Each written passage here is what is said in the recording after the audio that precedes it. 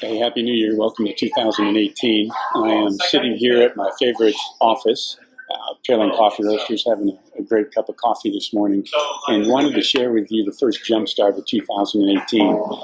Jumpstart is a way to begin your weeks with an encouraging word and thought, a teaching, and a message that might help you to center as you begin your week, to focus and to clarify your vision.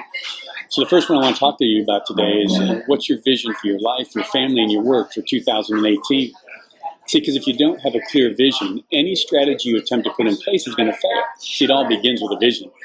P.K. Bernard says this, that a man without a vision is a man without a future, and a man without a future will always return to his past.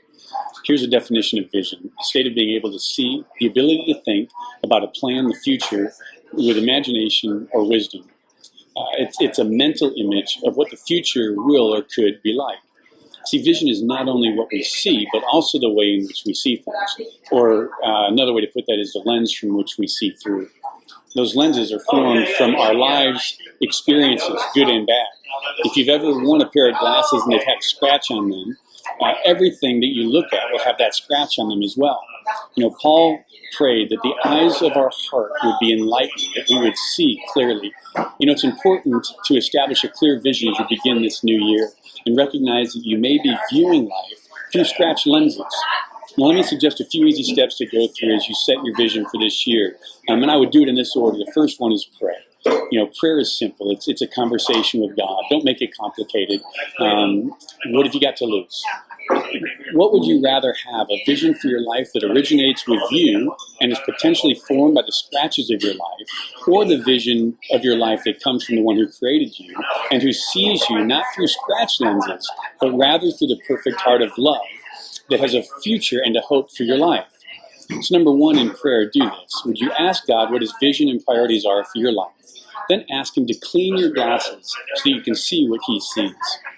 And then ask him for wisdom. James tells us that if any of us lack wisdom, we should ask God, who gives generously to all without finding fault, and it will be given to you as well. See, we need wisdom to understand the hour that we live in. We need to be like the sons of Issachar, who the Bible tells us understood the signs of the times, and they had knowledge of what they should do. That's in First Chronicles. See, things are constantly changing, aren't they? We can't trust in the governments. Culture is spinning out of control, and the media has moved from reporting news to interpreting it through their own scratch lenses.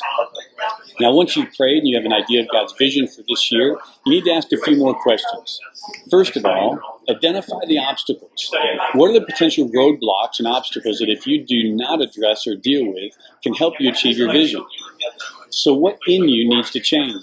How you think and act. Mindsets or beliefs that, if not addressed, can sabotage your journey. The second thing is, what practices in your life need to be adjusted?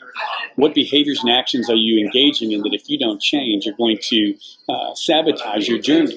And then the third one, what behaviors in your relationships might hinder you from achieving your vision for your life? So identify the obstacles. The second one is identify the resources and tools that you're going to need. See, if you're going to achieve God's vision for your life, you're going to need help, resources, tools that you may not have in place currently. First thing is it may be relationships and connections that you need to add to your life. The second thing you might want to do is, what accountability systems do you have in place for you as you move forward to help you get to the goals and the desires that God has for you?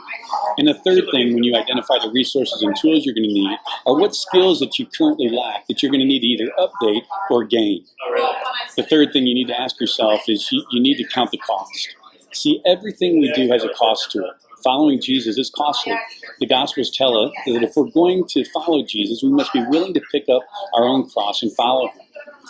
Matthew tells us that how difficult it is to follow two masters, and Luke charges us with the importance to count the cost and see if we have what it takes to finish the work that God has called us to.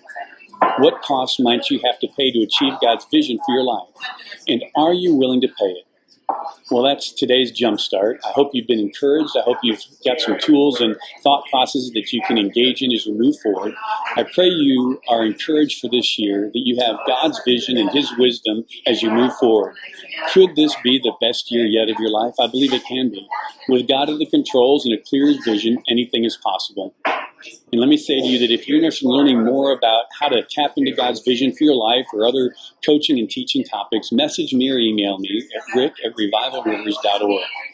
We're looking forward to a great year. We're looking forward to these jump starts through the month of January. And then we'll be meeting again personally with people that want to gather for these jump starts on Monday mornings starting in February. We'll meet from 7:15 to 7:45 and share a message together collectively in community. So God bless you, and may God continue to give you His vision and His wisdom as you move throughout this year.